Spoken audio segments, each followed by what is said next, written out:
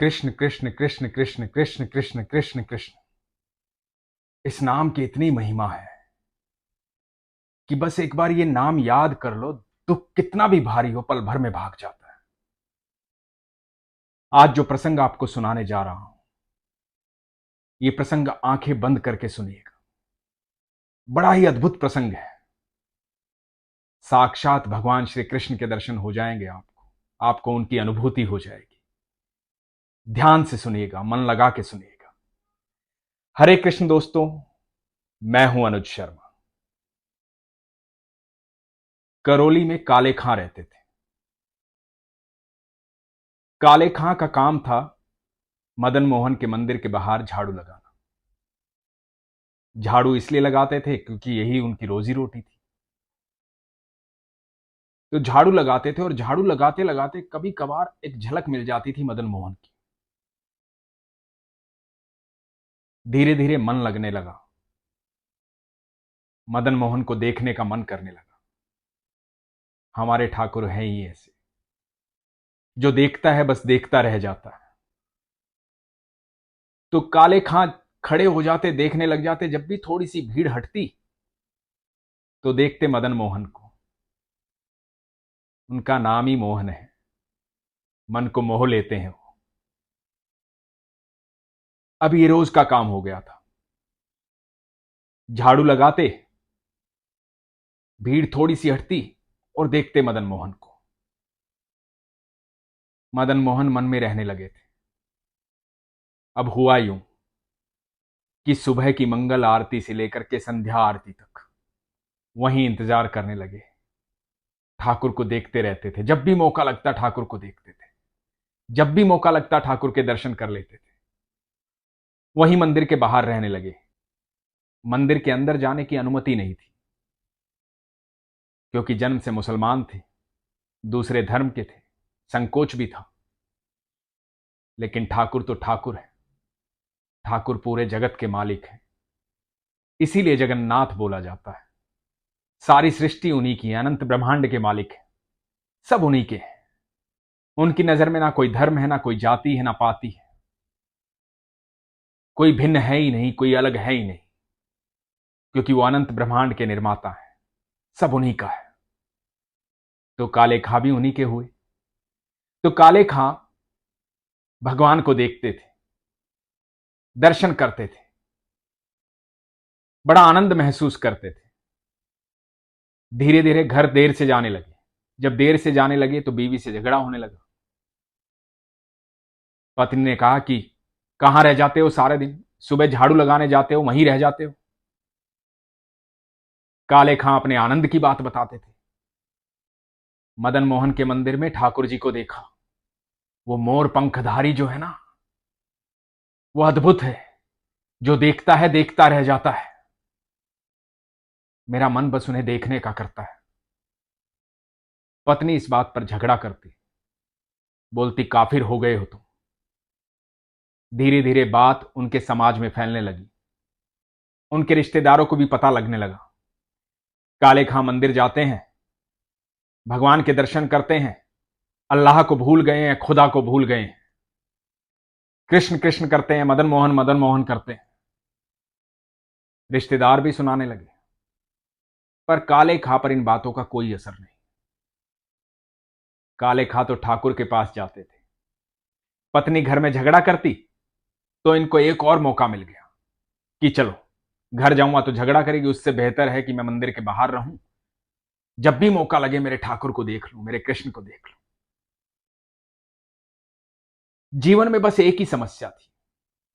समस्या ये थी कि काले खां की कोई संतान नहीं थी। तो पत्नी कहती कि अब संतान होगी भी नहीं,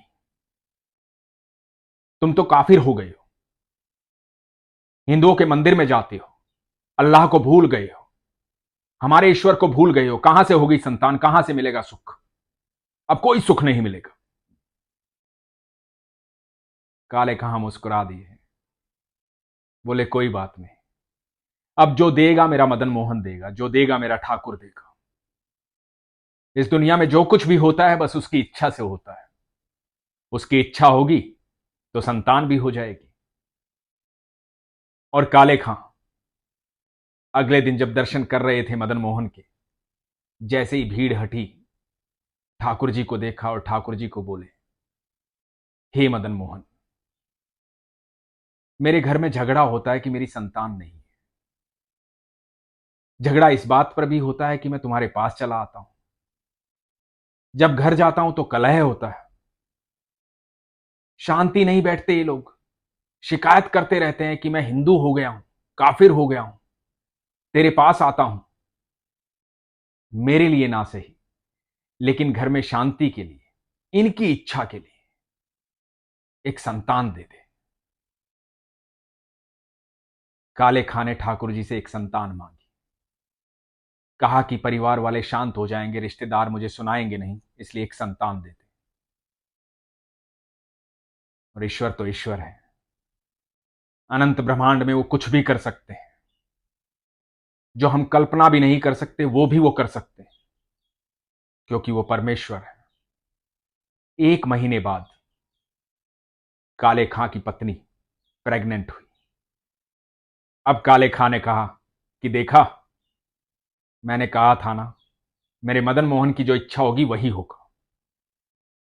तो रिश्तेदार कहने लगे कि ऐसा कुछ नहीं है, यह अल्लाह की देन है, ऊपर वाले की देन है, तुम्हारे मदन मोहन ने कुछ नहीं किया है।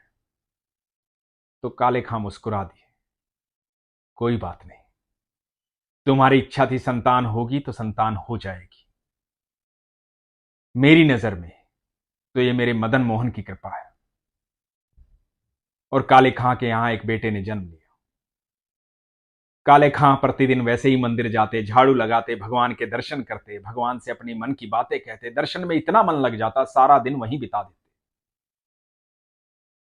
कोई कुछ कहता तो मुस्कुरा देते, कोई गुस्सा करता तो मुस्कुरा देते, बस भजन करते, दर्शन करते, यही थी दिनचर्या। धीरे धीरे समय बीतने लगा। बेटा 8 साल का हो गया।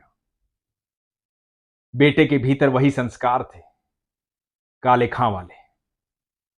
वो भी जन्माष्टमी मनाता, दही हांडी करता, भगवान कृष्ण के भजन करता, मदन मोहन के दर्शन करता, भगवान को जानता था। और काले खां ये जानते थे कि ये और कोई नहीं, ये मेरे मदन मोहन की कृपा है, ये मेरा मोहन ही है।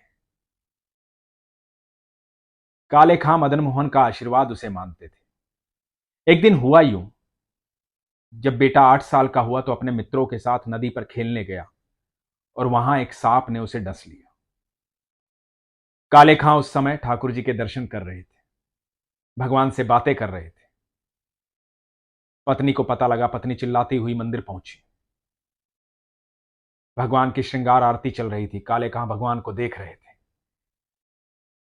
पत्नी ने चिल्लाते चिल्लाते कहा कि बेटे को सांप ने डस लिया है, चलो यहां से, क्या कर रहे हो यहां, चलो यहां से। लेकिन काले खां ने ध्यान ही नहीं दिया। काले खां की आंखें तो सिर्फ मदन मोहन को देख रही थी। जब आप ठाकुर जी को देखते हैं तो देखते रह जाते हैं, बाकी कुछ दिखाई नहीं देता है। ये पूरा संसार दिखाई नहीं देता है। जो ठाकुर को देख लेता है उसे कुछ देखने की आवश्यकता भी नहीं होती है। काले खां भी कुछ नहीं देख रहे थे, बस ठाकुर को देख रहे थे, मदन मोहन को देख रहे थे। पत्नी बहुत गुस्सा हुई, गुस्से में बोली कि यदि मेरे बेटे को कुछ हो गया ना तो तुम्हें भी देख लूंगी और तुम्हारे मदन मोहन को भी देख लूंगी, किसी को भी नहीं छोड़ूंगी। जल्दी से झाड़ फूक वाले को लेकर पहुंचो। और बड़बड़ाती हुई पत्नी चली गई। काले खां मदन मोहन को देखते हुए बोले कि मैं जानता हूं प्रभु, ये तेरी लीला है, सब कुछ तो तेरा दिया हुआ है, ये पुत्र भी तो तेरा दिया हुआ है, तेरी लीलाएं अद्भुत हैं। तू जानबूझकर मुझे कष्ट देता है, जब तू कष्ट देता है तो मैं तुझसे बातें करता हूं, और जब भी कष्ट आता है मुझे तो खुशी होती है, क्योंकि मुझे मौका मिलता है तुझसे बात करने का। मैं अब भी जानता हूं कि तू सब सही कर देगा। ये कह के काले खां नदी पर पहुंचे। जब नदी पर पहुंचे तो पत्नी चिल्लाई कि झाड़ फूक वाला कहां है। काले खां को कहां ध्यान रहता था। वो तो जानते थे कि मेरा तो जो कुछ है मदन मोहन है। बोले कि भूल गया। पत्नी ने कहा कि बुला कर लाओ। एक झाड़ फूक वाला आया। उसने देखा, बच्चे के शरीर को छुआ। बच्चे का पूरा शरीर नीला पड़ गया था। झाड़ फूक वाले ने कहा कि बच्चे में जान ही नहीं है, बच्चे की मृत्यु हो गई है। पत्नी जोर जोर से चिल्लाने लगी। काले खां एकदम शांत खड़े थे। जिसका ईश्वर पर भरोसा होता है, उसके जीवन में कितना भी बड़ा तूफान आए, उसकी शांति कोई भंग नहीं कर सकता, क्योंकि उसका विश्वास प्रगाढ़ होता है। और जब विश्वास प्रगाढ़ होता है तो कोई शंका नहीं होती है। इसलिए स्थिरता बनी रहती है, क्योंकि स्थिरता ईश्वर में होती है। पत्नी जोर से चिल्लाने लगी। बेटे के शरीर को उठाया, मदन मोहन के मंदिर की तरफ भागी। साथ सब गांव वाले। काले खां मंदिर की दहलीज पर ले जा करके बेटे को रख दिया और पत्नी चिल्लाई कि तूने दिया था ना इसे। ये काले हमेशा कहता है कि तूने दिया था इसे। मेरा बच्चा मर गया है, तो कुछ है तो जिंदा कर इसे। और यदि मेरा बेटा मुझे वापस नहीं मिला तो काले खां को भी मारूंगी और तुझे भी मारूंगी और खुद भी मर जाऊंगी तेरी दहलीज पर।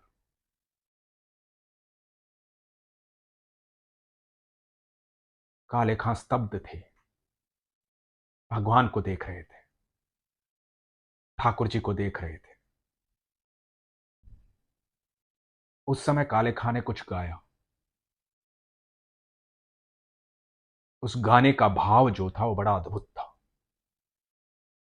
काले खां ने कहा कि तेरे लिए तो कुछ भी असंभव नहीं। मैं तो तेरा साधारण सा भक्त हूं, तू तो कुछ भी कर सकता है। ये पुत्र भी तेरा दिया हुआ है। यदि तू हिंदुओं का देवता है तो मेरा तुझ पर कोई दावा नहीं, लेकिन सब कहते हैं तू जगन्नाथ है, पूरे जगत का नाथ है, पूरी सृष्टि का निर्माता है, अनंत ब्रह्मांड का मालिक है। यदि तू जगन्नाथ है तो मेरी प्रार्थना सुन, मेरे बच्चे को जीवित कर। और ये कह के काले खां रोने लगे।